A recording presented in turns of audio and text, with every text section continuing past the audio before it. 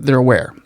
And why they're aware is because of this gentleman right here, Professor PLO Lumumba. Great respect for him. Probably the wisest man in Africa in many senses. This parody that we put together, if you take 30 minutes and listen to this, you've gone to school for a semester.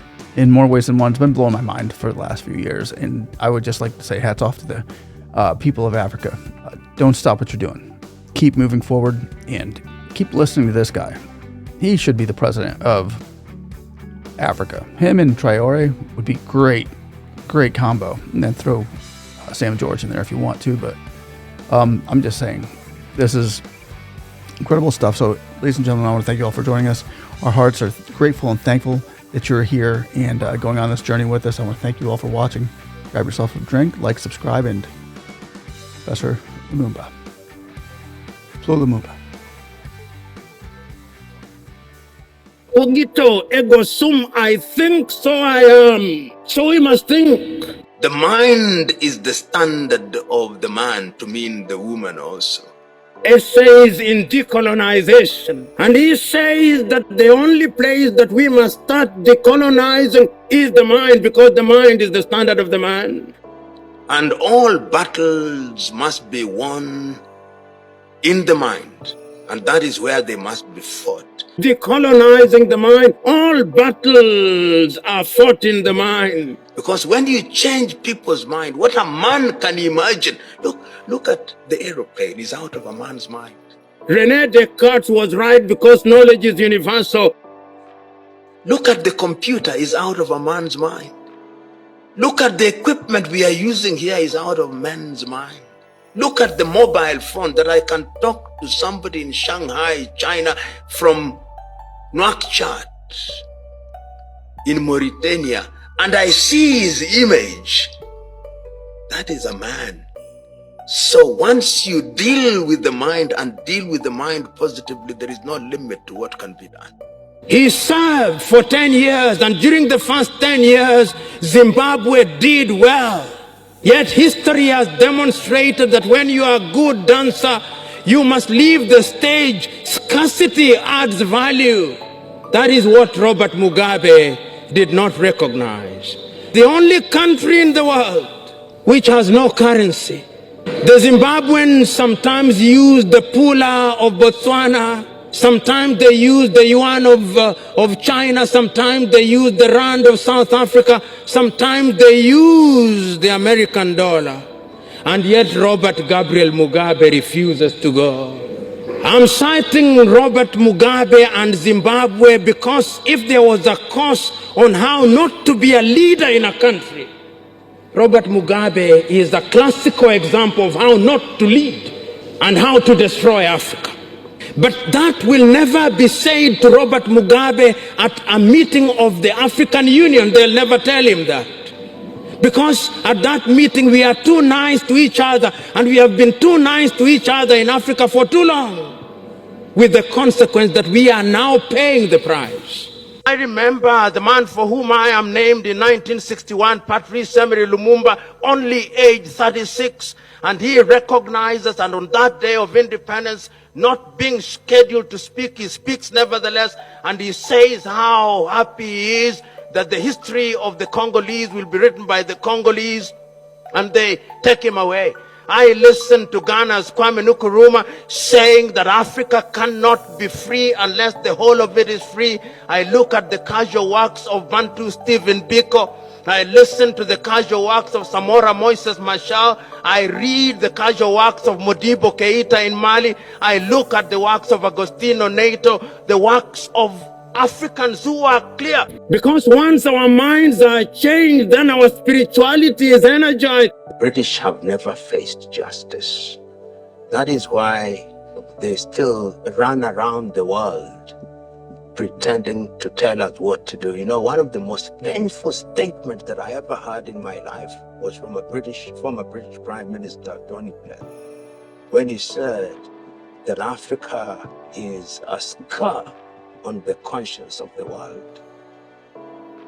How dare he? It is because we have never asked them to answer for their atrocities. The day they do, they will know that we are truly hungry. They have never. And that is why some of us are very serious about this whole idea of reparations and proper apology. They have never apologized. How can it be that Africa is the richest continent on the earth? You know, we don't talk about Congo as we should. And our gold is mined by De Beers. When Leopold of the Belgians went to Congo, he found a society that was organized in the middle of one of the richest places God ever created. How can it be that Africa is the richest continent on the world and our diamond is produced in South Africa, in Botswana, and Namibia, and in Sierra Leone, and in Liberia, but the price is determined in Antwerp, in Belgium? How can it be?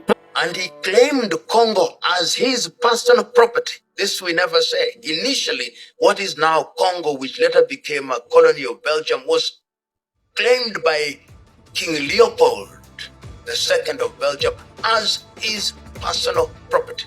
How can it be that Africa produces cocoa in Togo, in Cote d'Ivoire, and in Ghana, and chocolate is then made in Switzerland and in Belgium, who have not even a bush of cocoa? And at that time, of course, they were doing many things, including rubber. And it is not said, as we should, that King Leopold killed no less than 13 million Congolese.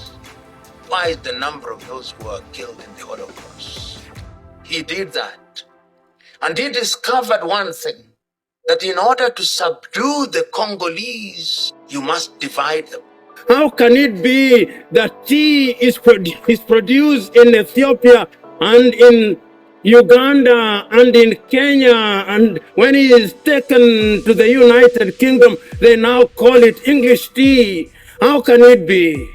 You must tell them you are the Bangala, you are the Baluba, you are the Bakongo.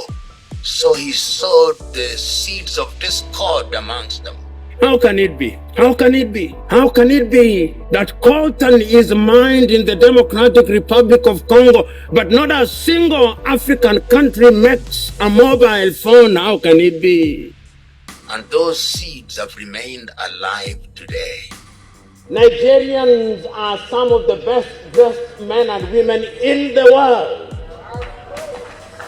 But do you know that Nigerian women spend 34 billion United States dollars to import fake hair from Brazil? Do you know?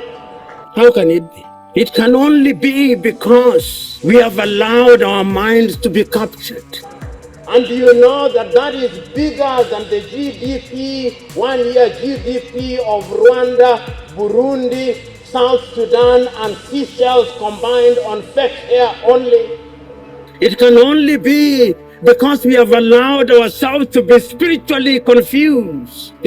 Can only be because we have allowed ourselves to be slaves of others. I was listening to an Asian politician citing something that he got from Greek mythology.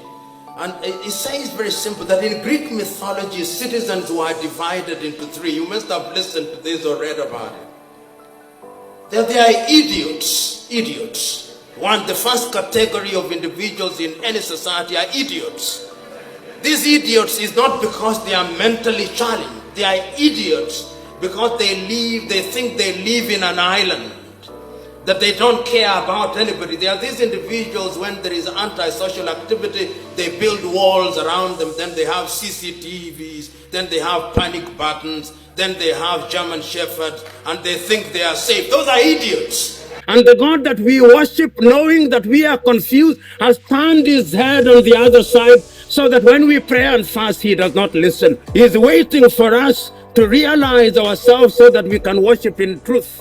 They are idiots because they don't know that they are in the minority, and if there is a social breakdown, the thing that they are protecting, the panic buttons that they think they will press when they are panicked, they'll be so panicked that they'll never remember where the buttons are. They have eyes, but they do not see.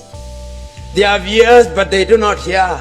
They have a form of Christianity, and Christianity has only become a fig leaf with which we hide our moral nakedness. They do that to us. And they do that to us because they know that our women are the fountain of life. We must interrogate our Christianity, because if it were true that being Christians immunize us from greed, then this country would be one of the countries with the least corruption in the world. And that when they change our women, we men who are weak will be changed. We must stop that. When in 1914 the European tribes were fighting amongst themselves, they called it the World War. When they fight themselves, they call it World War. From where they sit, what they do is the world. When they fought again between 1939 and 1945, they did not call it tribal war, they call it World War. And we were inducted into those wars. They came to us and they told us that our cultures were not good, so that even today, as I speak to you, instead of addressing you in Kiswahili or Kinyoro or Luganda, they have captured our tongues that I am now speaking to you in a foreign tongue. I look forward to the day when in an assembly such as this I'll address you in the Kiswahili language. I look forward to that day. When I think of Africa and I think of her often, and when I imagine her and I imagine about her often, I say with the famous Sudanese poet Alpha Ituri, "O Africa, why hast thou not realized thy potential?" And the reason is simple. They came here and did something to our mind and to our spirituality. Many men have tried to understand what they did to us. But I'll refer to a dramatization which some of you will be familiar with, a film called Roots. He dramatizes the life of a young man uprooted from Jufure village in what is now known as the Gambia, Kunta Kinte. And when they take Kunta Kinte to the United States of America, the first thing that they do to him is to beat him up, that he may change his name, so that Kunta Kinte is beaten out of him. And they introduce a new being called Toby. That is what they do to us.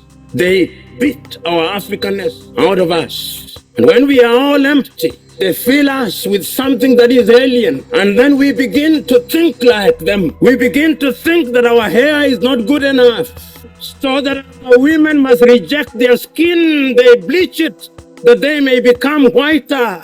They do that to us. We are created in God's image. You know, John Garang Dimabiar in Sudan once asked the Arab, "Why do you want to Arabize us? Why do you want to Islamize us? This God who created us, Nuer, Dinka, Zulu, Kosa, Nama, Ovambo, Ovimbundu, Herero, Igbo, Luo, Yoruba, Dogon, Wolof, Fulani, Fulfude, was he stupid? If he is all wise, is he not a God of diversity who wants to be celebrated in different and diverse ways? We must not accept. We must, in the nature of things, change ourselves. Conflict.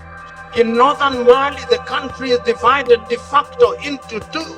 In the Democratic Republic of Congo, 120 armed groups, yet it is the busiest airspace in the continent of Africa. Minerals are being taken away to Europe and America. Central African Republic, the same. Libya, the same. Several months ago, I wrote to the chair of the African Union and all African heads of state and said, convene a meeting with only one agenda item. What can we do to save Africa from this slide? Only 4 replied. That is the state of the continent of Africa. We must deal with the basic things. We must solve conflict. We must change our governance.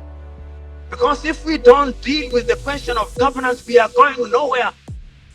Africa has become a continent where after every election there is conflict, because the pursuit of power is the cutthroat competition where throats are actually cut. When the SMO was here and he consulted the oracles, he discovered that we have a problem in that direction. And that the sooner we resolve that, the safer we will be. Africa can rise and Africa will rise. But it's not going to rise by prayer and fasting. We must pray and fast, but it will not happen. Because the last time I checked, even those of you are believers, when Abraham was taken from Ur of the Chaldeans and given Canaan, it was not on a silver platter. He had to fight the Canaanite. He had to fight the Philistine. That is the nature of divine instruction. Go ye and subdue the world by the sweat of thy brow. The kitchen where they make manna was closed. Manna will no longer come, because you must now make your manna. And it is our duty, therefore, as Africans, to begin to rethink the younger generation. You know, there is a saying in Chichewa in Malawi that more precious than our children are our children's children. So when we are doing these things, we must remind ourselves that we are doing for this generation and generations yet to be born. The pyramids were made here in Africa. It still defies architecture and engineering. It's the Africans who made them. The walls of Benin, which are 4 times longer than the Chinese Great Wall. The temples of Lalibela, which were dug out in Ethiopia out of the soil. The great walls of Monomatapa in Zimbabwe were made here in Africa. And when you go to the warriors of the world, the Monis or the Amazons of Dahomey were found in present-day Benin. King Zinga of the Mbanda of the Batamba was here in Angola. Africa is the cradle of human civilization. Let us stay in Africa and build Africa. I mean, what does Africa lack in terms of resources? What do we lack? If it is solar energy, which continent is capable of producing solar energy to light this continent and the entire earth? If it is hydroelectricity, what can we not generate? If it is minerals, if we wanted to make bombs, if we should, where do they get their uranium from? If it is timber, what don't we have? If it is human resources, we are 2 billion of us. And we are people who have intelligence. And yet we are kept in a constant state of conflict. The Europeans, the French persuading their former colonies that they are more French than they are Yoruba. They are more French than they are Wolofs and Mandinkas. The British persuading us that we are more British than we are Ibibio or Yoruba. And of course, when we find ourselves in that schizophrenic state, then we engage in internal conflict and they sell their arms to us. Tell me, which African country makes guns? None. And you know, when I listen to the Reverend talking about those who ask him whether there is a distinction between being a pastor and being a person who is looking at the affairs of man, there is no distinction between church and politics. Church and politics are Siamese twins. Because the last time I checked, the divine instruction is that we must eat. And eating is a political issue. The last time I checked, I discovered that we must have water, and water is a political and a spiritual issue. The last time I checked, we must go to the toilet, and that is a political issue and indeed also a biblical issue. The last time I checked, there is nothing that is in the Bible which is not a political question. It is therefore the duty of a pastor to be as political as politics can be. Because before we go to heaven, we must eat. Before we go to heaven, when we are sick, we must go to hospital. We must do that. The impact of European and American and Russian and Chinese interference is a raw wound It is not something that is in the past. It is something that is happening as we speak. And therefore, when we speak to it, we are speaking to it to warn ourselves of the reality. When we speak about the Danidas and the NGOs, these are bodies whose raison d'etre is to ensure that we remain in a perpetual state of begging. That is what we are doing to warn ourselves. And we are not for 1 minute saying that we will shut ourselves out from the rest of the world. What we are saying is that we must define how we engage with the whole world. And we are saying that as individual countries, we are weak, and the rest of the world wants to operate and to deal with us in our weak state.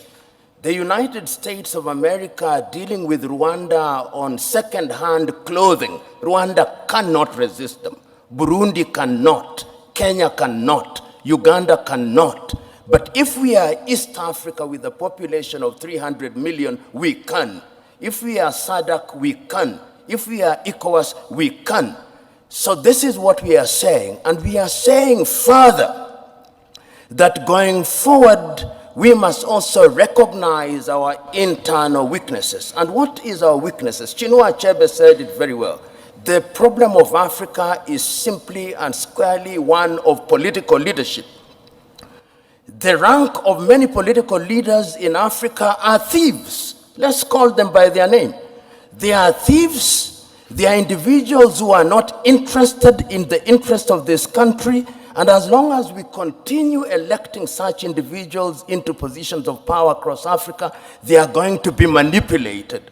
What then is the responsibility of the citizenry? The responsibility of the citizenry is to make demands. The chairman here, I hope he has received the several letters that I have written to him. I've written several letters to his organization, talking about the role of the African Union in peacemaking. I wrote to the chairman only last week about the situation in Sudan, saying we must solve our own problems. And I want to see a crusading African Union, so that it's not the Americans and the Saudi Arabians who are summoning them to Jeddah. It should be in Addis Ababa. In a nutshell, Joe, what I'm saying is that we have a responsibility to ourselves, both at the leadership level and at levels of the civic society. We must be engaged in a positive manner, and we must keep on shouting without being diplomatic, because diplomacy is lulling us into a false sense of security. And lastly, I want to say this. When foreign powers come, we must always be reminded of these goodies that they bring to us. It used to be said of the Trojan War that even when the Greeks bear a gift, they do not mean well. They never mean well. And the sooner we say it, recognizing the external threat.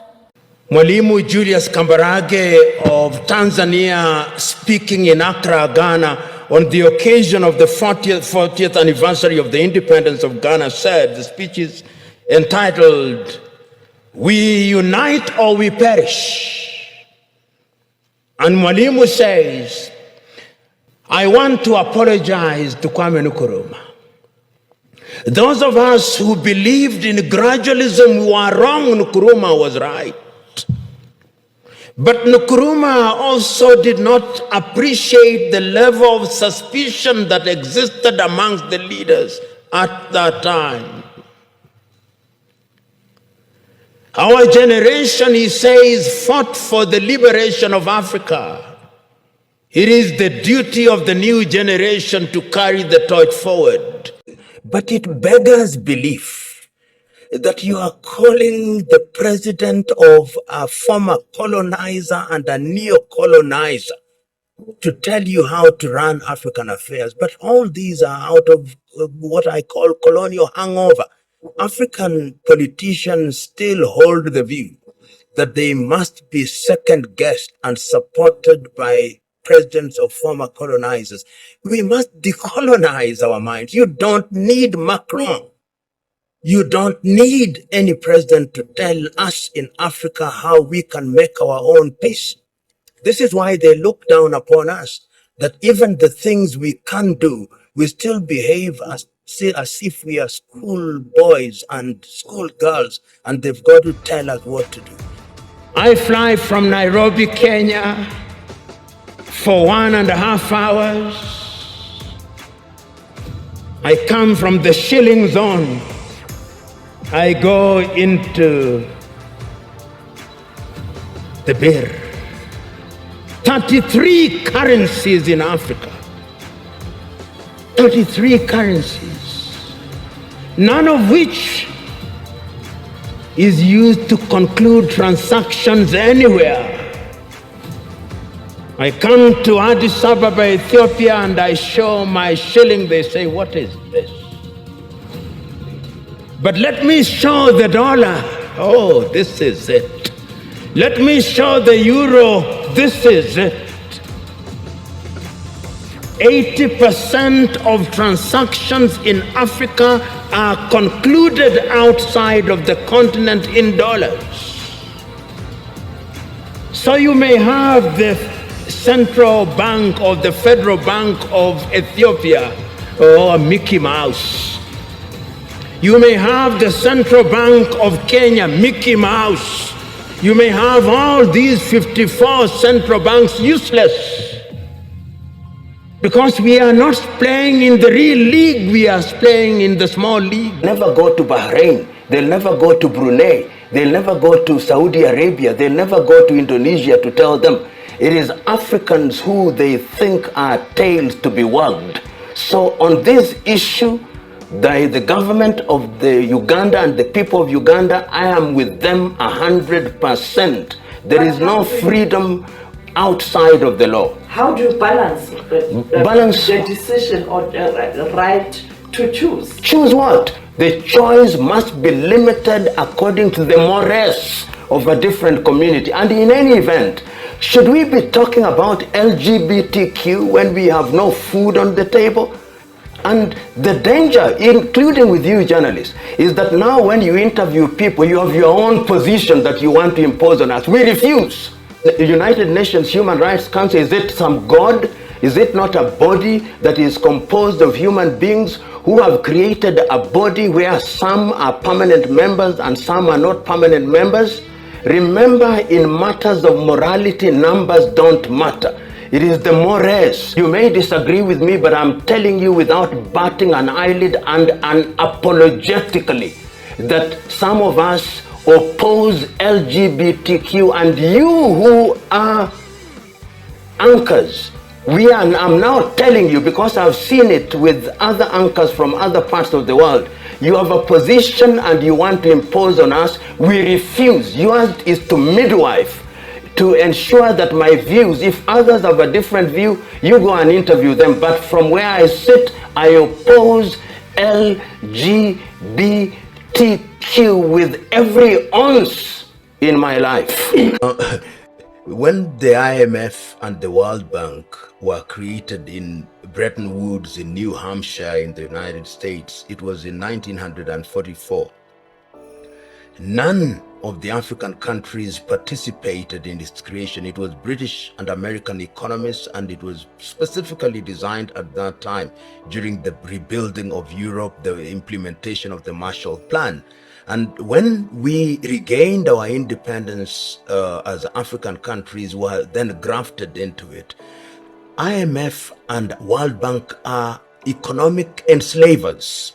What they are designed to do is to ensure that we are in a perpetual state of debt. You can never get out of IMF and Bretton Woods institutions generally, because they want to ensure that they control your economy, and when they control your economy, they control your politics, and when they control your politics, they control you, and when they control you, they bring in military bases, and when they bring in military bases, they determine who governs you, because if you don't play ball, they are going to instigate the armies to overthrow you, because in any event, African armies want to be trained in Sandhurst, they still want to be trained in the United States of America, so their world view is still dictated by those foreign powers. You know, I listened to the Chinese president speaking in eloquent Mandarin, saying how the relationship between Africa and China is a mutually beneficial relationship. He spoke about Africa as if it was one country. He did not remind himself, in my mind, that there are 55 countries in Africa, or 54 if you ask Morocco.